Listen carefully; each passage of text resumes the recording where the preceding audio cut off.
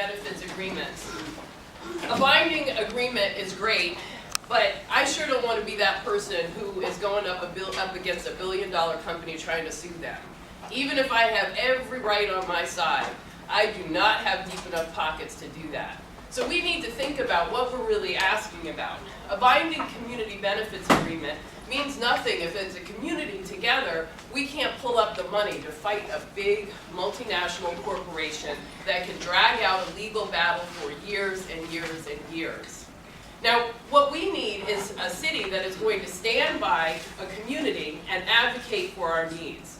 Now, what I have done, working in the city council, I've sat down and we have negotiated with a local hospital and a local, the residents next door, and created an agreement, an MOU, where they both agreed, both parties would go to binding arbitration, and the hospital put in $50,000 into a fund to pay for any legal costs, so that the residents wouldn't have to bear that cost on their own.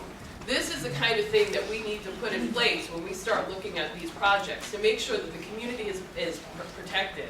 And the city needs to stand by these agreements and stand by the community and make sure to honor what the community needs.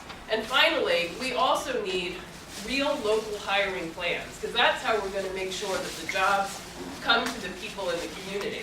And we need oversight. And when I talk about oversight, that means monthly we need to get report backs from the developers showing who's been hired, what zip codes they're from, and particularly what I want to see is an increase of women in the construction industry. And the local hiring plan can do that. And you all know how important these jobs are and how much they pay. Well, women who are often the primary, the primary head of the household need the kind of jobs where they can really raise a family. And so we need to make sure that people in this community, the women in this community, have access to these jobs.